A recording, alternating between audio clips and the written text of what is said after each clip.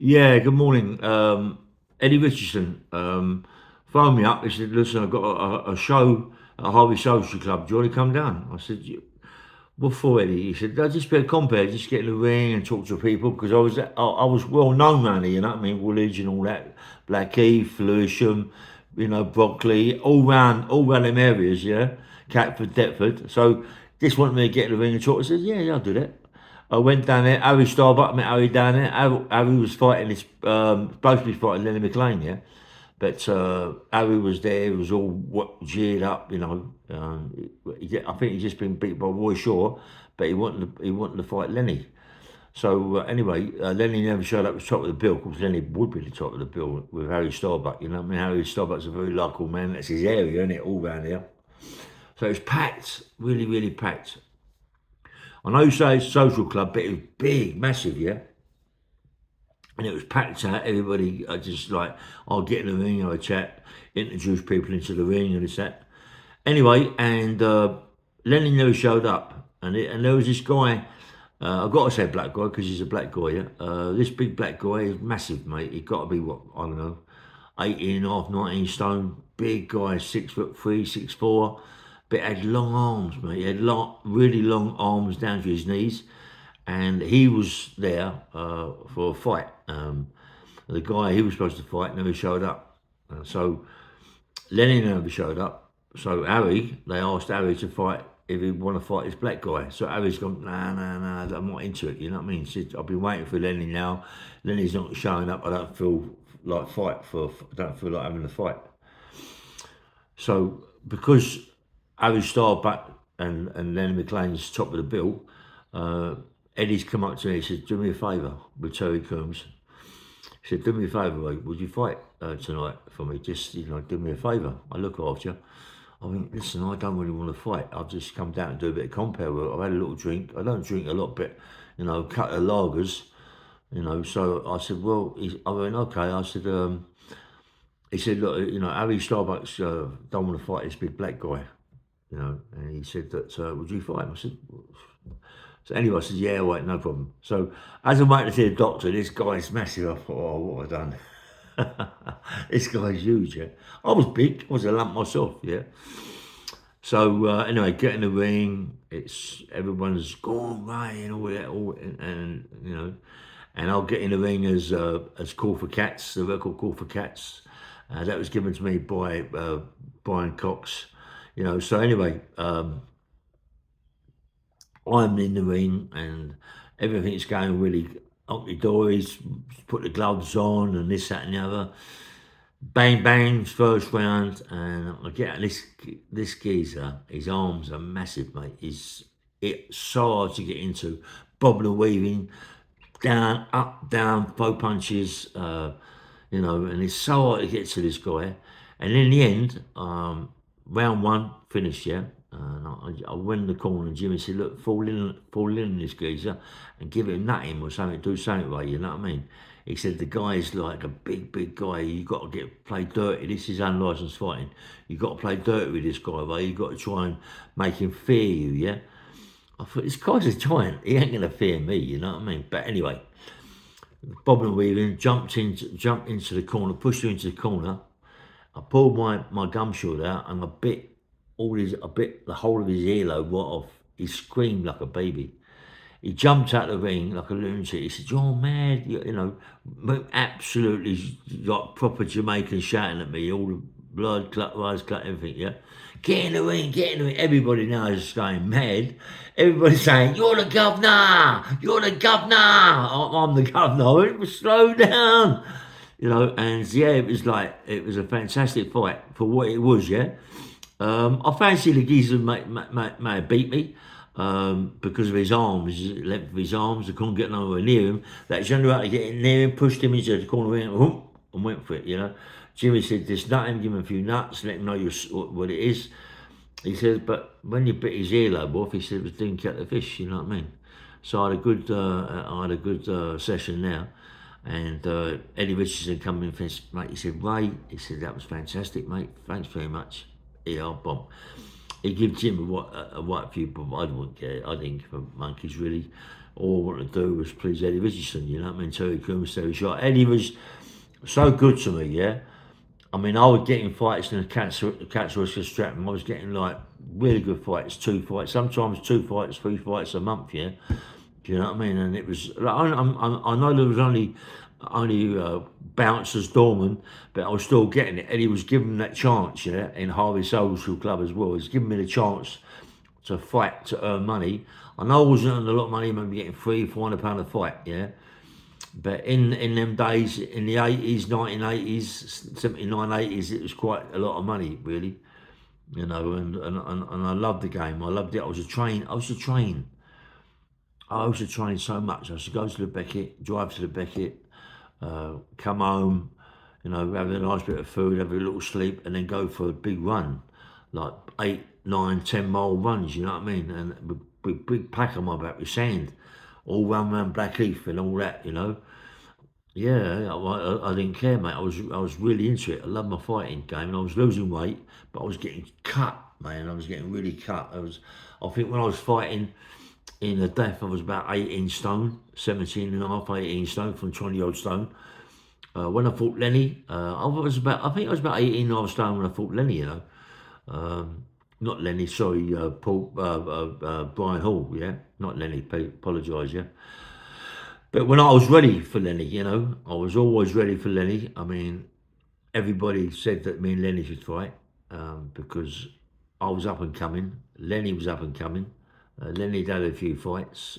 He'd won a few. He'd lost a few. Like, listen, it doesn't matter about losing a fight. It's the heart, innit? You know, it's the heart. You know, so you got to keep going, and you don't stop. Just keep going all the time. You know, you get beat once, you stop. It's no good, is it? You know what I mean? You've got to keep going and coming back and beat the guy that beat you before. You know, that's what I was doing anyway. But I love my boxing game. I love my unlicensed fighting. I was good. I was very good, you know what I mean? And I was to train, I would say, train every day, never stopped. Well, I didn't run every day, not Saturdays and Sundays, but I was trained all through the week. I used to get down there by myself, meet Jimmy come down later on. But I loved it. I mean, the greatest guy in there was, as I said earlier, I've done a podcast about him, was Colombo, Steve Richards. I like Steve, mate. I like Steve Richards because I like the way he trained. And I tried to do a few floor works out with Steve, but it was a bit hard, you know. Steve Richards, Colombo was a proper trainer. As I said, he used to train kids with karate, like for about 3 times a week, as well as all his boxing. He lived just across the road by the school. He was a caretaker of the school, you know what I mean? And Steve was always selling things like shoes. He loved to sell shoes and little watches and stuff. Yeah, the guy was a gentleman, just a gentleman, yeah. And any show that was on, any show, Steve would always fight. Always fight, you know. Never ever. He's always there. Brian Hall, same thing. Chippendale, all same thing. Guthridge, he was there. It was all there fighting. You know, the same faces, but different fighting, different like Dorman and all that. You know, it's just some good fights, mate. Some good fights. And like people say, yeah, but listen, mate. Let me tell you something. In them days, Paul Fitzgerald is another mate, Mickey May, another mate of mine. There's some good people there, mate. Some good people. I mean, Paul Fitzgerald, I remember Paul Fitzgerald used to have black hair, black curly hair. Now I see him as bald as a badger, like myself, yeah. But good fighter, Paul. Paul was a good fighter. He was in the same stable that I was with. Well, not the same. He wasn't with Jimmy Tippet, but he was in the same sort of. We used to go to a pub called the Red. I think it was the Red Lion in Lehigh Street, Lehigh Road. And the pub was my sponsors. The guy sponsored me through Jimmy Tippet. Yeah, like proper, mate. The guy, he loved me. He loved me to death. He really did. Terry Coombs, Terry Sharp. They all loved me to death because I was the next up and coming up. They reckon I'd beat Lenny and I'd be the one, yeah. So yeah, I was there, mate, and the sponsors, I had it all really, and I just ruined it. I just ruined it, like I ruined everything in my life, yeah, because money took over, and you get that little bit, you go, I don't want that. £300 a fight, and a good for me. I'll be getting bashed to pieces. Why not just go and get like 10, 20, 30 grand? You're whack, you know. And the same thing when I was fighting as an amateur, when I was fighting with the pros in the professional gyms, you know, Bugners, Billy Ayres, and all them sort of people, you know, and I thought, yeah, I want to be like that. I want to get in there. John O'Gardner, I used to see him in there all the time. You know, Averstock, Noble Ark, you know, he was always in there, John. You know, and he had good sponsorship around him, John. You know, and that's what he needed. If you had the sponsorship as an amateur, you become a good professional fighter. You know what I mean? Because you could train, do whatever you want to do, and you're always getting paid. But it's just one of the things, isn't it? John O'Gardner had really good sponsorship around him, mate. He had 4 or 5 big sponsors, and you know he was a good fighter, John. A good fighter. You know, like I mean, a lot of people like Stan McDermott. You know, Stan McDermott, good fighter, banger, mate. Stan McDermott could bang. You know, I mean, when I boxed Stan McDermott, I was a fool. You know what I mean? I was a bit of a fool because, do you know, like as an amateur, really as an amateur, it's not like a professional fighter. As an amateur, you don't really take a lot of notice what they are, southpaw, orthodox, or whatever. But he was a southpaw, and he leveled his right hand, and I, you know, like if you don't take notice of that and you don't get to spar with people who are the same, when you get in the ring with them, it's completely the opposite way round. It's not, you know, believe it or not, it does shock you a bit. And being that it shocked me, he comes straight out and bang. I think it was the second round actually, I'm not quite sure, but he come out and bump, bump, bump, bang, and he threw his left hand over, which it should have been a jab. Wham! It was, you know, and because it was a southpaw, and it was just a shock to me. I think it was the first round actually, yeah. It was a shock to me, yeah. And he knocked me down. I was always told, yeah. Brian Whelan always told me, and George Whelan always told me, the 2 brothers, they told me, listen, whenever you get knocked down, right, and you feel a bit, just take the count of 8, yeah. Don't jump up straight away. So, like he told me, George Whelan and Brian, I stayed down for the count of 8. But in them days, the referees in them days, as an amateur, would stop the fight just like that. Honestly, they would stop a fight in seconds, them sort of things, yeah. And he stopped it, you know. And I was shocked, you know. I couldn't believe it. Stan McDermott was all that, yeah, you know. But it was a banger. Stan McDermott could bang, mate. You know, I mean, John McDermott, he beat Tyson Fury, his son. You know, he beat Tyson Fury the first time, but second time Tyson Fury come back and bashed him up. But he still beat Tyson Fury. Stan McDermott, mate, was a fantastic fighter. Yeah, mate, good fighter. It was a good pro, you know. And same was John O'Gardner. You know, there's another guy years ago as an amateur, who I boxed, a guy called Howard James, yeah. I know because you know, a lot of the names you forget.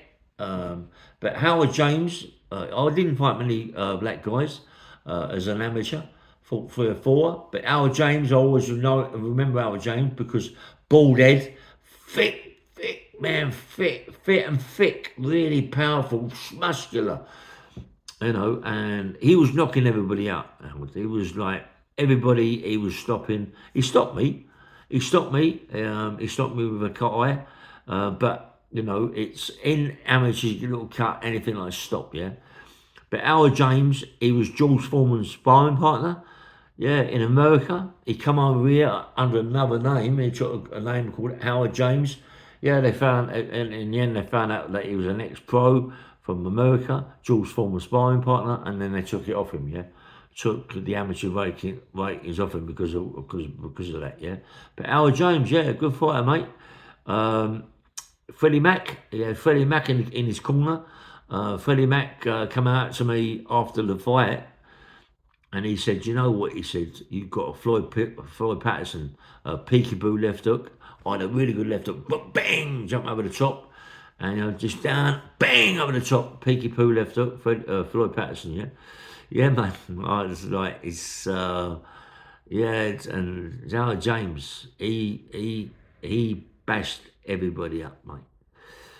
he bashed everybody up, and it was like because he was an ex pro, yeah, and he was George Foreman's sparring partner and this, that, and the other.